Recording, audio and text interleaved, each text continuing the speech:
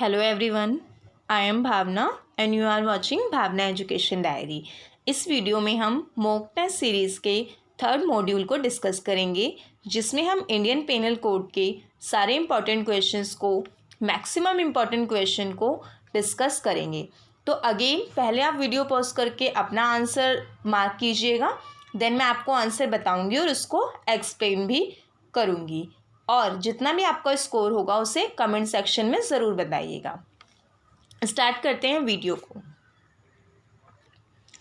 तो यहाँ पे पहले आपके लिए एक क्वेश्चन है, जिसका आंसर मैं वीडियो के एंड में आपको बताऊंगी, लेकिन आपको ये जो क्वेश्चन है ये काफ़ी बार एंट्रेंस एग्ज़ाम में पूछा गया है। आप इसका आंसर विदाउट ऑप्शन लिख लीजिए। फर्स्ट क्वेश्चन है, protection of women from domestic violence act was enacted इन।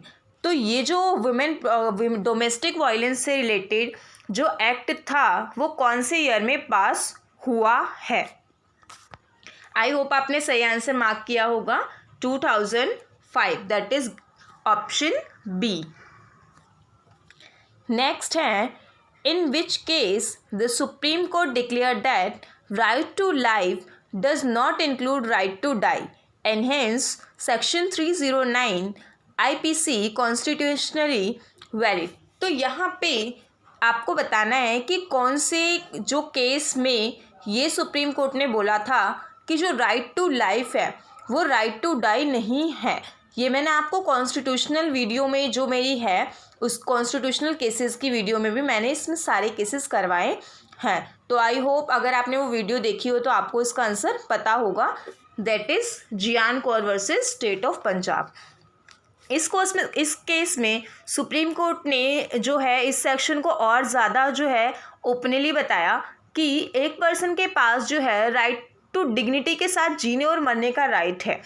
तो लेकिन अगर हम उसे ये राइट दे दें कि वो अपनी मर्ज़ी से मर भी सकता है, तो ये पूरी तरह से अननेचुरल है। और इस चीज़ को प्रिवेंट करने के लिए ही हम जो है वो राइट टू लाइफ के साथ राइट टू डाई को ऐड नहीं कर सकते। इसीलिए जो सेक्शन 309 ऑफ IPC है वो जो है वो वैलिड ही रहेगा।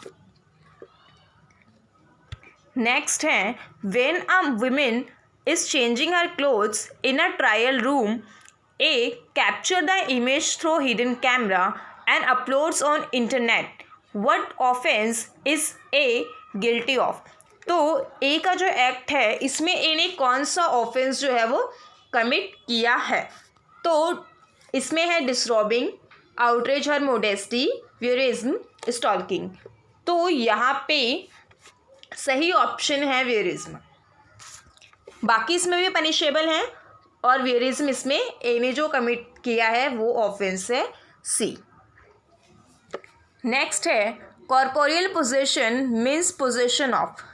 पहला है immaterial things, B material things like chattel goods, and both D है नन। तो इसमें जो करेक्ट ऑप्शन है वो है B material things like chattel goods. तो इसके अलावा नेक्स्ट है अटेम्प्ट। अटेम्प्ट सबसे पहले IPC के सेक्शन 511 में गिवन है। तो इसमें जो अटेम्प्ट है उसके 4 ऑप्शन दिए हैं कि क्या वो पनिशेबल है, B not punishable, C not ordinary punishable, D none. तो अटेम्प्ट जो है वो ऑफेंस को कमिट करने में थर्ड स्टेज पे आता है। इंटेंशन, प्रिपरेशन और अटेम्प्ट, और लास्ट में होता है कमीशन। तो जो इंटेंशन और ये प्रिपरेशन ये पनिशेबल नहीं होते, बट अटेम्प्ट जो है ये हमेशा पनिशेबल होगा ही। नेक्स्ट है, क्राइम ऑफ अनलॉफुली डैमेजिंग और destroying others property by fire. ये क्या होता है, अगर आप फायर के थ्रू किसी की प्रॉपर्टी को अनलॉफुल तरीके से डैमेज करते हो या डिस्ट्रॉय करते हो तो इसे क्या बोला जाएगा, ए असॉल्ट, बी बैटरी, सी न्यूसेंस, डी एर्सन। तो असॉल्ट, अब इसमें करेक्ट ऑप्शन जो है वो एर्सन है कि जब आप फायर के थ्रू किसी की प्रॉपर्टी को नुकसान पहुंचाते हो। असॉल्ट और battery are kind of same. Nuisance होता है आप किसी की जो है किसी को आप परेशान करते हो, किसी की इंजॉयमेंट में, किसी की लाइफ किस तरह से वो जी रहा है, जब आप उसको परेशान करते हो तो ये न्यूसेंस होता है। न्यूसेंस बेसिकली 2 टाइप्स के होते हैं, पब्लिक और प्राइवेट। ये कई बार एंट्रेंस में भी पूछा गया है कि न्यूसेंस के टाइप क्या होते हैं, और इन तीनों पे बेसिकली जो है लीगल प्रिंसिपल बेस्ड क्वेश्चंस काफ़ी पूछे जाते हैं। The killing of one's wife is called. किसी की वाइफ को किल करना क्या कहलाता है? ये आपका लीगल में भी फॉल करता है और ये आपका इंग्लिश में भी फॉल करता है। तो किसी की वाइफ को मारना ये है यूक्सोरीसाइड। तो इन्फेंटिसाइड वो होते हैं जो किसी बच्चे को मार देते हैं, बच्चे को मारना। जेनोसाइड बहुत बड़ी मात्रा में जब आप काफ़ी सारे लोगों को वो मार देते हो, और इसमें ये डेड बॉडी का जो है आप एग्जामिनेशन करते हो उससे रिलेटेड है। तो इसका आंसर है hence the option is a. Next question is the right of private defence is contained in which section of IPC. IPC के कौन से सेक्शन में राइट ऑफ प्राइवेट डिफेंस जो है वो गिवन है? तो इसका जो ऑप्शन है करेक्ट वो है ए। इसमें चैप्टर भी कई बार पूछ लेता है, जैसे कि 2019 के पेपर में ये पूछा गया है कि right of private defence IPC के किस चैप्टर में फॉल करता है? तो ये चैप्टर 4 है। नेक्स्ट है changing a punishment to one is a different sort than the original proposed. तो जब आप पनिशमेंट को चेंज करते हैं तो इसको ये जो है ये सुप्रीम कोर्ट के पास ये पावर है, तो ये जो है इसमें ऑप्शन ए करेक्ट है। Next postponement of execution of a sentence to the future is. तो जब आप किसी सेंटेंस के एग्जीक्यूशन के लिए थोड़ा उसे पोस्टपोन कर देते हैं तो उसे क्या बोला जाता है? That is option B respite. Temporary suspension of the punishment.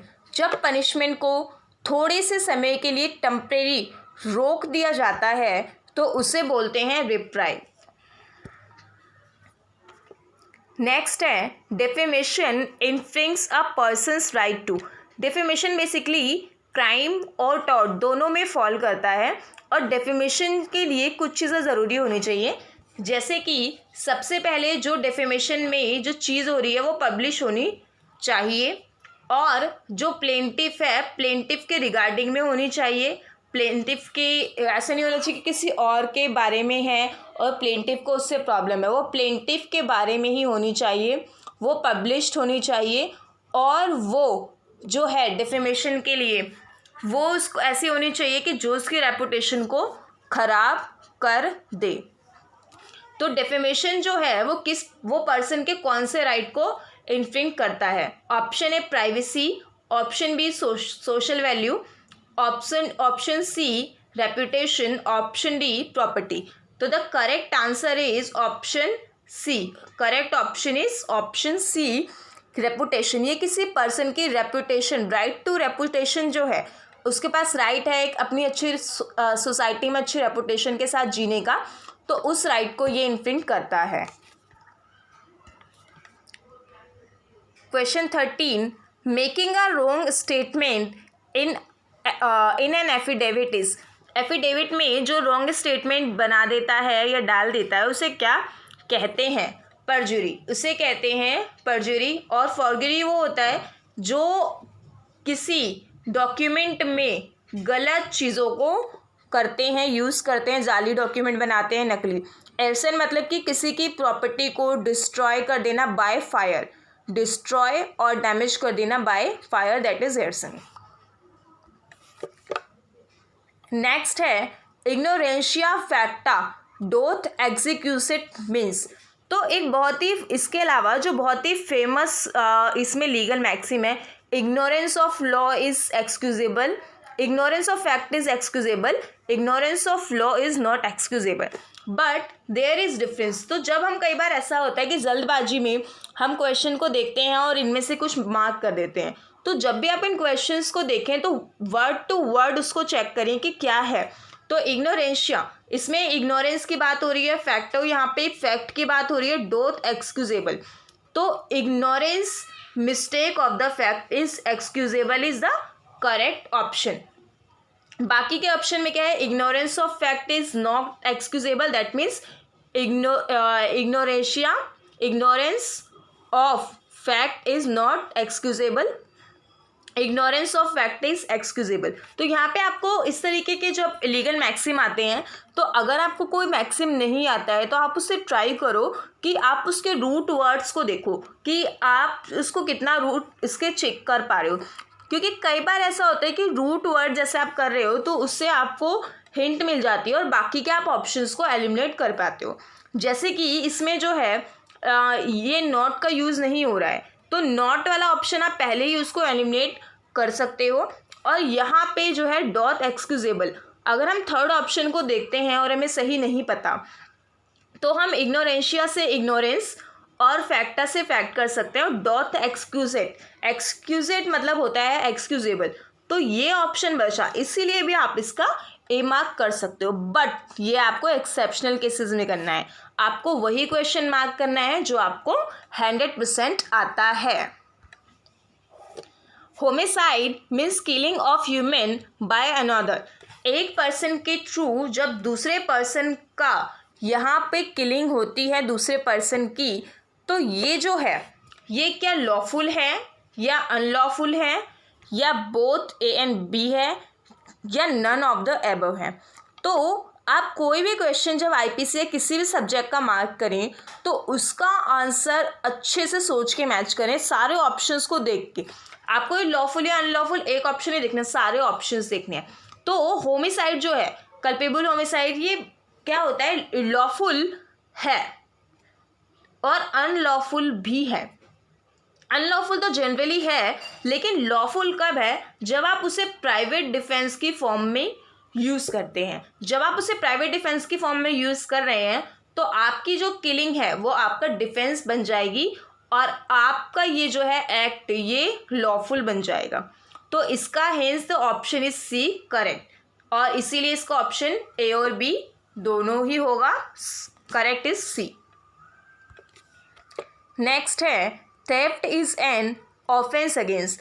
जो ये थेफ्ट होता है, ये थेफ्ट हमेशा ऑफेंस जो है ये मूवेबल प्रॉपर्टी पे होता है, इमूवेबल पे नहीं होता. बोथ नहीं हो सकता, नन नहीं होगा, क्योंकि सही ऑप्शन गिवन है. इसके अलावा जो ये एक्सटॉर्शन वगैरह है ये इमूवेबल प्रॉपर्टी पे हो सकते हैं. ये थेफ्ट, एक्सटॉर्शन, रॉबरी और डकैती, ये जो चीज़ें हैं